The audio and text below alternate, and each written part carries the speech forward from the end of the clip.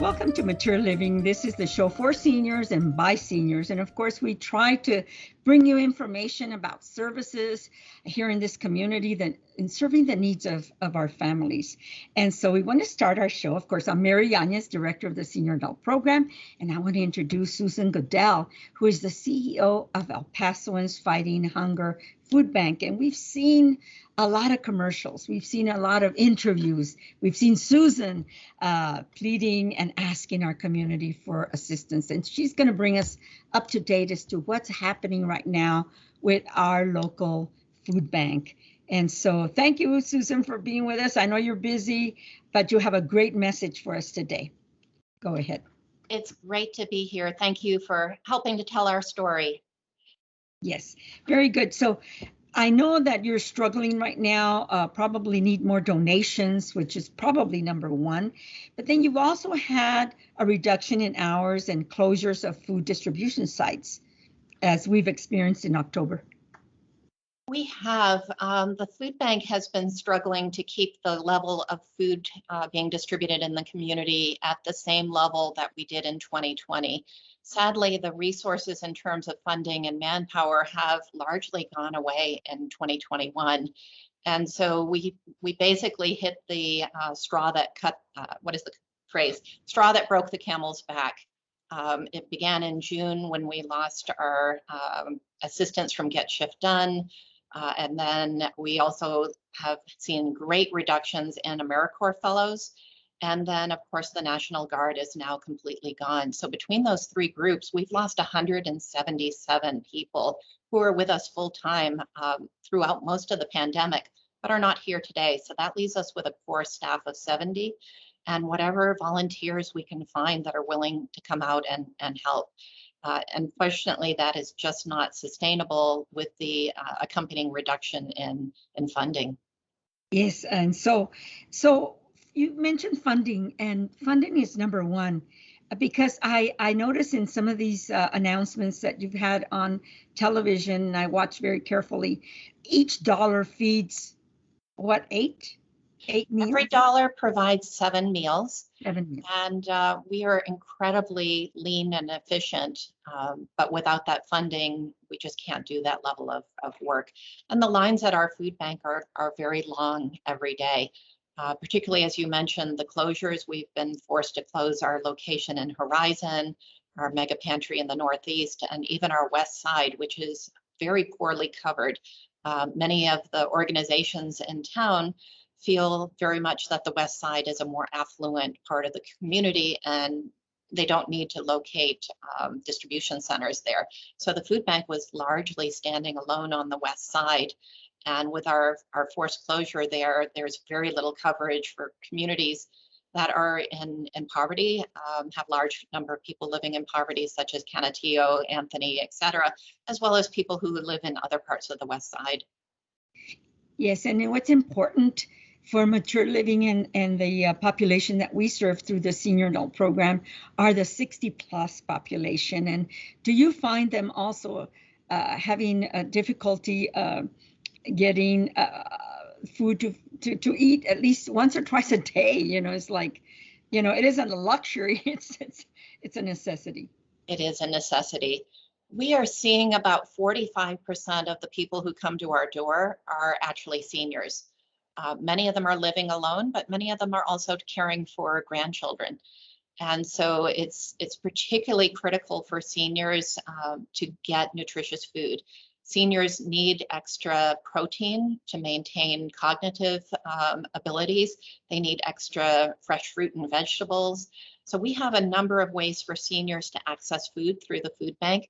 They are certainly welcome to come to our primary location here at Plaza Circle. And about, as I mentioned, 45% of the seniors here today and every day, or 45% of the people are seniors. They can also access other programs. We have on site our special mercado where they can actually shop for the items that they want, so that if they are allergic to fresh milk, for example, they don't have to take the milk. If they need more produce, they can certainly take more produce. And the same thing at our food pharmacy, which is an inside shopping experience. Now, both of those programs, there's absolutely no charge to the low-income people who come to our door, but we try to make them as close to what they're used to if they were to go to a retail grocer. And then, of course, we have our home delivery program for people who are shut in, who are primarily seniors, people with disabilities, and people who are COVID positive. Unfortunately, that is another program that we're being forced to reduce. We're providing those home deliveries for over 2,000 people a week currently, but we're about to reduce that to every other week. So we're hoping to get a little bit more food when we do those deliveries so that they can last a 2-week period or as close to a 2-week period as possible. But we're just not in a position to continue weekly deliveries. Yes. You know, one of the things that I note about where you're located, it's pretty hidden, and it's a distance. Can you give us direction where people can go if our seniors can get a ride, if can get somebody, a family member, to take them to shop at the new Mercado? Is there a possibility you can give us some direction? Sure. We're at 9541 Plaza Circle. We're down by the Zaragoza Bridge crossing. Sadly, the lines here are usually about at least a mile long. So when you get close, you'll see the lines of cars. Also, it's very easy to find us just by putting in the information in a mapping program, or go on our website and see the various locations that our partners, churches, soup kitchen, shelters provide across the region. So there may be one that's closer. Yes. Certainly, Kelly Center for Hunger Relief downtown is one of our largest partners, if not the largest. And we do have other partners around town. Yes, very good. So they can get the information on which ones are open and when they open. I know it's going to be limited at this point until you get more volunteers.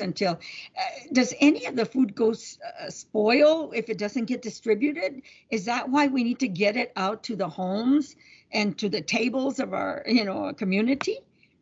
Well, we are handling a lot of fresh produce, and sometimes that is coming into the food bank and condition that it does need to be moved quickly. But for the most part, we're able to control what is coming into the food bank so that we are matching that to what we're able to distribute. Unfortunately, right now, as I mentioned, our distribution arm is pretty weak. So we are actually able to find more food and bring it into the community than we have the ability to distribute. So either volunteers or the funds to hire people to help with that distribution process is very critical right now. Yes. Okay. So now we're going to say, okay, so let's say there's a club of ladies and they want to do community service. How do they get a hold of you? We're available on Wednesdays, for 4 hours, whatever amount of time. Is there a particular amount of time that's worth the trip and so that you can train them? And they've got to be steady, because it isn't just a one-time deal, right? Because you got to do some training. So you want organizations and individuals to come regularly. Well, we certainly accept anyone at any time, but it would be best if people could commit to a monthly volunteer experience. Certainly groups might find that to be a good way to give back to the community. And we make it very easy for groups to volunteer. So again, on our website, there is a way to go on the website and actually sign up for the date and time that a group might like to come in, and for individuals as well. So we're just asking that people, once they've signed up for a time, to just please do honor that commitment and come on into the food bank, because once that time has been committed to a group or a person, that eliminates others from being able to take that time slot. But it is very easy. It's very fast to choose a time. I'm glad to know, because I have relatives.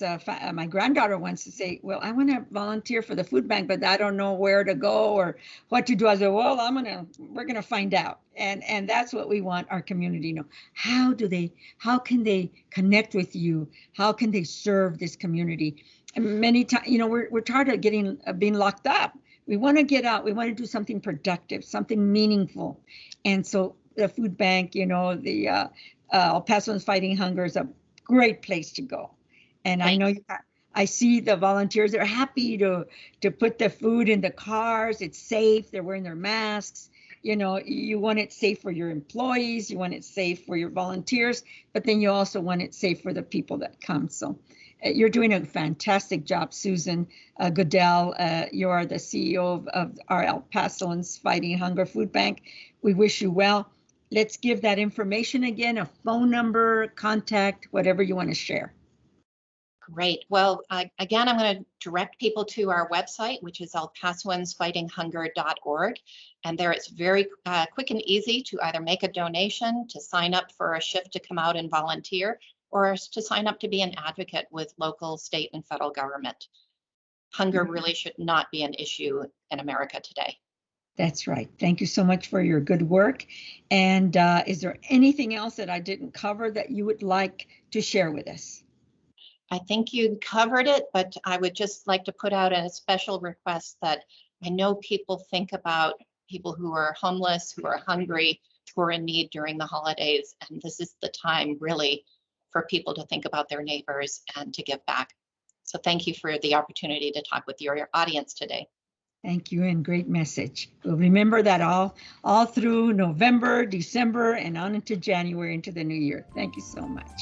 Thank you. See you soon. Bye-bye.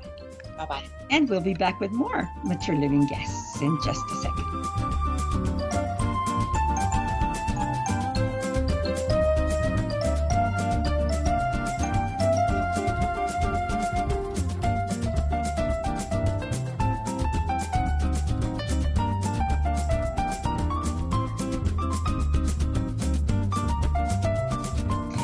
As usual, we love to bring you information. It is really important for us to keep our community safe, keep our community informed, especially our elders. Many times they don't know of how to contact services.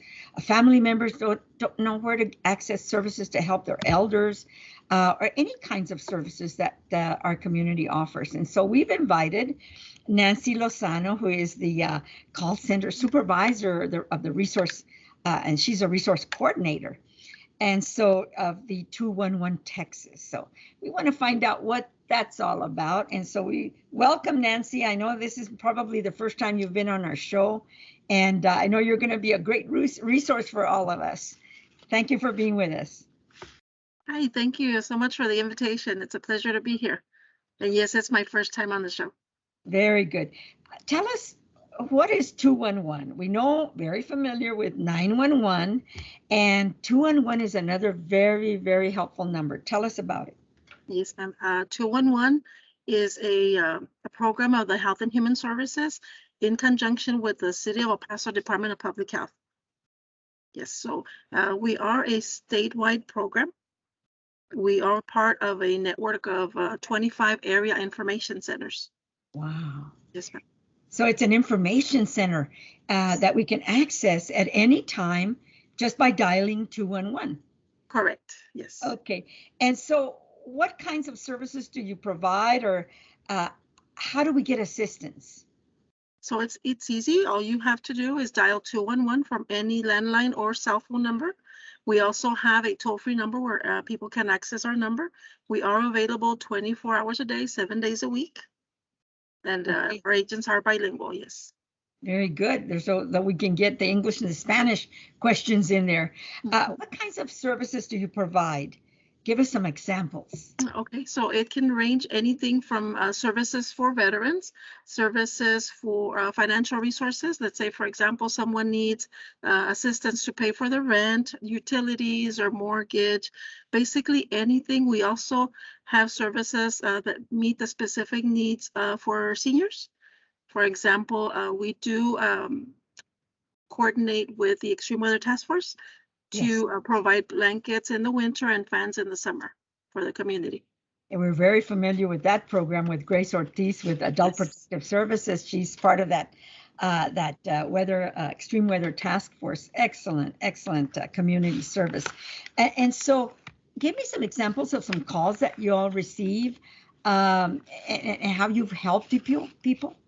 So our calls range from anyone needing assistance to find guidance. Let's say, for example, I have an elderly parent and I want to know how I can provide some assistance for my parent. Let's say they need a provider to help them bathe in the morning, remind them to take their medication. So we can connect them with services here locally for agencies that can provide that assistance. Yes, Maybe they need benefits counseling. They don't know what services the parents have yes. or what they qualify for. And it's called 211 Texas. So you have a directory, I would imagine, of all different kinds of services. Right now, the weeds are really bad. The elderly that are living at home alone, their weeds have grown up to 3 feet.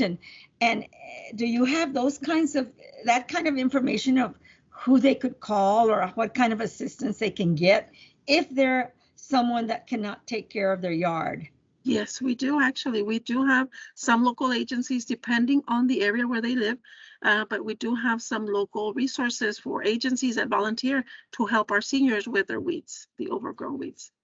Yes, it's so important right now. Maybe it won't be so bad. We're already kind of into November, and so things will slow down. We don't have to water our plants anymore, right? They're going to go to sleep.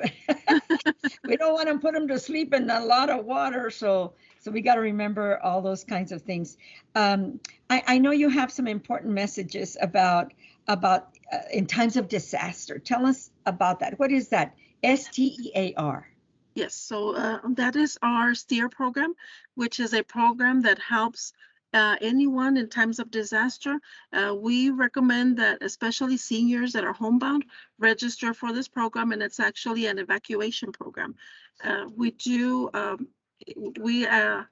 hope that people don't wait until they need the service to register. So they can register for this program anytime throughout the year, not just when the disaster hits. So let's say, for example, the floods in El Paso, remember in 2009 when our floods? Yes. So people were needing evacuation services, and this is where this service would help, because they have a registry of those seniors that are homebound that need the evacuation services. That's right.